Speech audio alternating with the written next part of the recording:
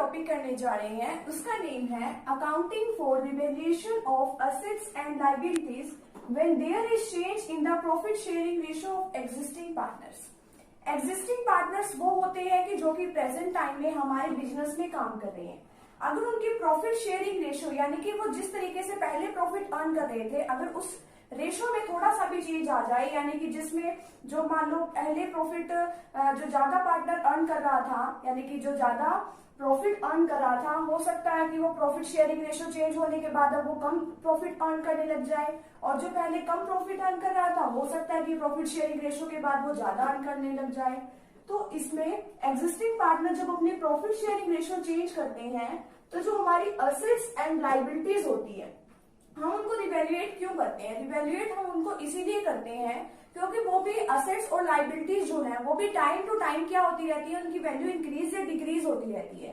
तो उनको सही वैल्यू पे लाने के लिए हम क्या करते हैं, उनको रिवैल्यूएट करते हैं कि उनकी आज के टाइम में, प्रेजेंट टाइम में उनकी मार्केट वैल्यू क्या है, ताकि हम उसके बैलेंस शीट में सही से स्टेटमेंट्स नोट कर सकें। और इसके अंदर जो भी रिवैल्यूएशन से, यानी कि एक रिवैल्यूएशन अकाउंट खोलते हैं हम, रिवैल्यूएशन से जितने असेट्स मान लो इंक्रीज होती है या असेट्स डिक्रीज होती है उनकी वैल्यू, हम उसके अंदर वो लिखते हैं, और प्रॉफिट या लॉस हम उसके अंदर निकालते हैं। जितना भी प्रॉफिट और लॉस आता है हम क्या कर लेते हैं, उसमें पार्टनर्स में ओल्ड प्रॉफिट शेयरिंग रेशो में ओल्ड पार्टनर्स में डिवाइड कर देते हैं, न्यू पार्टनर में हम उसको डिस्ट्रीब्यूट नहीं करते। कल हमने इसके दो तरीकों से पार्ट को करना सीखा था। हमें पता है कि एक तो कि रिवाइज्ड वैल्यू जो है कि किस तरीके से अगर हम उसको बुक्स में करते हैं अगर रिकॉर्ड, तो उसके क्या क्या एंट्रीज करते हैं, क्या जर्नल एंट्रीज होती है। एक रिवैल्यूएशन अकाउंट बनाना होता है, रिवैल्यूएशन अकाउंट बनाने के बाद पार्टनर्स कैपिटल अकाउंट और बैलेंस शीट, ये मैंने अपनी पिछली वीडियो में सब कुछ समझा दिया है। अगर आपको इस वीडियो का लिंक चाहिए तो वो डिस्क्रिप्शन बॉक्स में आपको मिल जाएगा। और अगर आप मेरे इस यूट्यूब चैनल पर नए हैं तो आप इस मेरे चैनल को सब्सक्राइब जरूर करें, लाइक करें और अपने दोस्तों को शेयर जरूर करें। तो चलिए देखते हैं कि when revised values, revised value वो वैल्यू होती है कि जो कि चेंज हुई वैल्यू होती है, यानी कि प्रेजेंट टाइम में जिसकी वैल्यू चेंज हो जाती है। अगर हम उसको note to be recorded in the books, अगर हम उसको अपनी बुक्स में रिकॉर्ड ही ना करें तो उसको कैसे ट्रीट किया जाता है, हम इसमें एक एग्जाम्पल के थ्रू समझेंगे कि कैसे किया जाता है। ये आपको तभी समझ में आएगा अगर आप इस वीडियो के लास्ट तक बने रहेंगे। तो देखिए एग्जाम्पल क्या है, लायबिलिटीज हमारी क्या क्या है, सन्ड्री क्रेडिटर्स। क्रेडिटर्स वो होते हैं कि जिसका हमें पैसा क्या होता है, देना होता है, वो है 24,000 के, जनरल रिजर्व 36,000 के। अब इसमें जनरल रिजर्व जो है वो 36,000 का है, और ये कब का है, यानी कि इसमें बुक्स में इसको कोई रिकॉर्ड वगैरह नहीं किया गया है, तो उसको भी ओल्ड पार्टनर्स में, यानी कि जो सेक्रीफाइस पार्टनर्स होते हैं उनको गेनिंग पार्टनर वो डिस्ट्रीब्यूट करता है, ये हम आगे सीखेंगे। कैपिटल अकाउंट यानी कि वो ए बी सी, हमारे पास 3 पार्टनर्स हैं, वो जब बिजनेस स्टार्ट होता है वो अपनी कैपिटल लेके आए हैं। तो 2 लाख ए लेके आए हैं, 2 लाख, और 1,50,000 बी लेके आया है, और सी कितनी लेके आया है, 1,50,000। टोटल हुआ इनकी कैपिटल का 5 लाख, टोटल 5,60,000। असेट साइड में cash at bank 37,000। Sundry debtors, debtors वो होते हैं कि जिसका हमने पैसा क्या है, जिनसे हमने पैसा लेना है, वो होते हैं डेटर्स। कितने के हैं, 44,000 के। स्टॉक इतने का, 1,20,000 का। मशीनरी 1,59,000। बिल्डिंग है 2 लाख की। असेट्स और लायबिलिटीज का टोटल बैलेंस शीट में हमेशा इक्वल आता है, अब इसमें भी इक्वल आया हुआ है 5,60,000। इसमें हमने कुछ एडजस्टमेंट्स दी हुई है कि क्या क्या एडजस्टमेंट्स है। Stock to be valued at 1,10,000, stock value करना है 1,10,000 रुपए पे। पहले कितने का है ये, 1,20,000 का, अब कितने का हो गया, 1,10,000 का। रिवैल्यूएशन अकाउंट में भी हम उसी चीज की एंट्री करते हैं कि जितनी वैल्यू से वो इंक्रीज या डिक्रीज हुई है हमारी कोई भी असेट्स। तो पहले कितने का था, 1,20,000 का, अब कितने का हुआ है, 1,10,000 का। इससे हमें लॉस हुआ है, असेट्स कम हुई है, तो ये क्या है, loss due to decrease in the value of stock. 1,20,000 का था, अब कितने का हो गया है, 1,10,000 का, तो 10,000 क्या हो गया, ये लॉस में चला जाएगा। सेकंड जो है हमारी एडजस्टमेंट वो है machinery is to be depreciated by 10%। Depreciate का मतलब होता है कि उसकी वैल्यू कम हो गई है। पहले मशीनरी कितने की थी, 1,59,000 की। अब 10% से वो क्या हो गई है, डेप्रिशिएट होने से उसकी वैल्यू कम हो गई, तो लॉस हुआ, इसकी वजह से डिक्रीज हो गई मशीनरी की वैल्यू। 1,59,000 का हम 10% निकालेंगे तो 15,900 हमारे पास वैल्यू आ जाएगी, जितनी वैल्यू कम हुई है। उतनी ही लिखते हैं कि जितनी कम होती है, उतनी ही लिखते हैं जितनी ज्यादा होती है।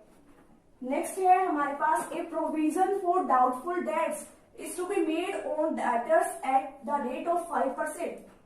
जो डेटर्स होते हैं कि जिनसे हमने पैसा लेना है, हमें कुछ डर लगा रहता है कि हो सकता है कि वो इन फ्यूचर में हमारा पैसा दे या ना दे, तो इसलिए हम क्या करते हैं, प्रोविजन सेट कर देते हैं।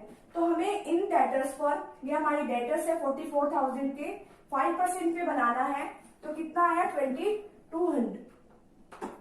तो 2200 का ये क्या है, हमारा लॉस है। इससे भी हमारी एसेट्स कम होती है, क्योंकि जो पैसा आना था उसके ऊपर हमें प्रोविजन बनाना पड़ेगा, तो वैल्यू तो कम हुई।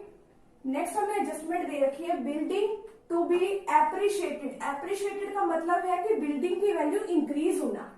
Appreciated by 20%। पहले बिल्डिंग कितने की थी, 2 लाख की थी, अब 20% से और बढ़ गई, यानी कि 44,000 से और बढ़ गई, यानी कि इसकी वैल्यू क्या हुई है, इंक्रीज हुई है। नेक्स्ट हमें एडजस्टमेंट दे रखी है, a liability for 2500 included in sundry creditors is not likely to arise. यानी कि पहले थे तो अभी बट अभी अराइज नहीं हुए हैं 2500 के क्रेडिटर्स, यानी कि इससे हमारी लाइबिलिटी क्या हो गई है, कम हो गई है। क्रेडिटर्स हमारी लाइबिलिटी होती है, क्योंकि हमें उसकी कहीं और पेमेंट करनी होती है। तो ये क्या हुआ, इससे प्रॉफिट हुआ 2500 का। अब हम इसका निकाल लेंगे कि प्रॉफिट क्या है रिवैल्यूएशन करने से, कि कौन सी एसेट्स ऐसी है कि जिनकी वैल्यू बढ़ी है, कौन सी एसेट्स ऐसी है कि जिनकी वैल्यू कम हुई है। इसी तरीके से लायबिलिटी का देख लेते हैं।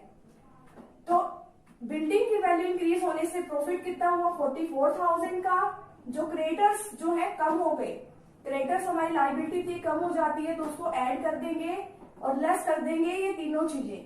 स्टोर की वैल्यू कम हो गई, मशीनरी की वैल्यू डेप्रिसिएशन लगने से कम हो गई, डाउटफुल डेट्स हमें बनाने पड़ गए, वो लेस कर देंगे, तो इससे हमारा प्रॉफिट निकल आएगा 14,400 का। इसके अंदर हम क्या करते हैं, जब हम इसमें बुक्स में जब हम एंट्री नहीं कर रहे, तो जर्नल रिजर्व ये देखिए यहाँ पे हमारा लायबिलिटी साइड में जर्नल रिजर्व है, ये हम पार्टनर्स में डिस्ट्रीब्यूट करते हैं। तो जर्नल रिजर्व 36,000 का ये ऐड कर देंगे, तो टोटल आ जाएगा 50,400। ये तो है कि हम इसमें ऐड किया, हमने ऐड क्यों किया, क्योंकि यही दो चीजें हैं कि जो हमने पार्टनर्स में डिस्ट्रीब्यूट करनी है। अब इसमें ये हमें कहा भी हुआ है, इसमें हमारे क्वेश्चन में हमें ये दिया हुआ है कि जो जर्नल रिजर्व है वो अभी डिस्ट्रीब्यूट नहीं करना चाहते हैं, तो इसीलिए हम इसको ये इसमें हमने ऐड कर दिया।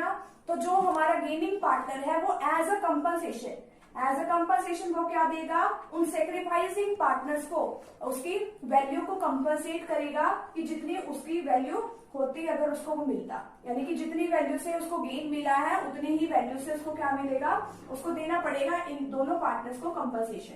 तो इस पे हम निकालते हैं कि हमारे ओल्ड जो हमारे पार्टनर्स हैं उनकी ओल्ड प्रॉफिट शेयरिंग रेशियो क्या है, 3:3:2, यानी कि जो पहले वो किस चीज में डिस्ट्रीब्यूट कर रहे थे, ये चीज हमें क्वेश्चन में दी होती है कि ओल्ड रेशियो क्या है और न्यू रेशियो क्या है। न्यू रेशियो क्या है, 4:3:2। अब इसमें निकालते हैं कि सेक्रीफाइस किस पार्टनर ने किया, गेन किस पार्टनर ने किया।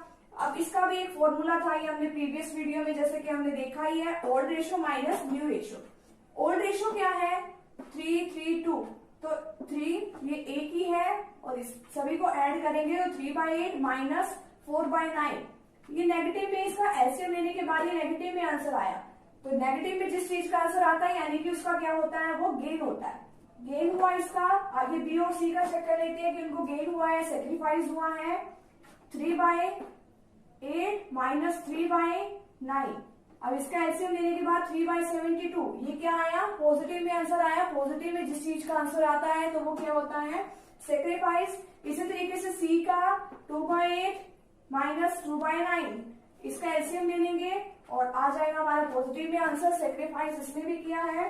तो जो दो पार्टनर्स ने अब इसमें सेक्रीफाइस किया है और एक पार्टनर्स ने जो क्या किया है, गेन किया है, तो अब वो उससे जो उसका जनरल रिजर्व का जो उसका प्रॉफिट में हिस्सा था वो उससे क्या ले लेंगे, एज अ कंपनसेशन ले लेंगे, जितना उन दोनों पार्टनर से मिलकर क्या किया है, सेक्रीफाइस किया, जितना उसने गेन किया है। तो 50,400 ये क्या है, टोटल प्रॉफिट रिवैल्यूएशन का है और जनरल रिजर्व का है। तो 50,400 का 5/72 यानी कि इतना उसने क्या किया है, गेन किया है। तो कितना हिस्सा आया उसका, कितना शेयर आया, 3500। 3500 का मतलब कि यानी कि अब उसको ये क्या देना पड़ेगा, बी और सी यानी कि जो सेक्रीफाइस पार्टनर्स है उनको ये शेयर देना पड़ेगा एज अ कंपनसेशन। बी का कितना आया, इसी तरीके से 3/72 निकाल लेंगे और 2100 इसका शेयर आया। सी का भी इसी तरीके से 2/72 जितने पार्ट है उसमें सेक्रीफाइस किए, दोनों का टोटल करेंगे तो 3500 ही आएगा। अब बी और सी को तो हम क्या कर देंगे, क्रेडिट कर देंगे, क्योंकि उससे उनकी कैपिटल अकाउंट जो है वो बढ़ जाएंगे। अगर पार्टनर्स की कैपिटल अकाउंट बढ़ते हैं तो उनको क्रेडिट करते हैं, जिस पार्टनर्स की कैपिटल कम होती है उसको हम डेबिट कर देते हैं। तो ए ने क्या किया, गेन किया, तो इसलिए ए के कैपिटल अकाउंट को डेबिट किया 3500 से, और बी और सी पार्टनर्स को क्या हुआ, सेक्रीफाइस करना पड़ा, तो इसलिए उनको क्या कर दिया, क्रेडिट कर दिया 2100 और 1400। ये हमने क्या कर दी, इनकी एडजस्टमेंट एंट्री करनी जरूरी है।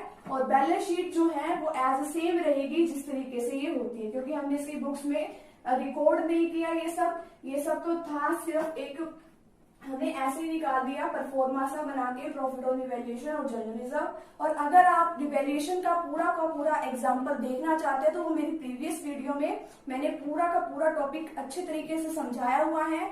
मैं इस वीडियो के अंदर उसका लिंक जो है डिस्क्रिप्शन बॉक्स में वो दे दूंगी और आप वहां से वो चेक कर सकते हो। और अगर आपको मेरी ये वीडियो अच्छी लगी हो तो आप इसे लाइक कीजिएगा, शेयर कीजिएगा और अपने फ्रेंड्स के भेजिएगा, कि ताकि उनकी भी कुछ इस टॉपिक में हेल्प हो जाए। Thank you.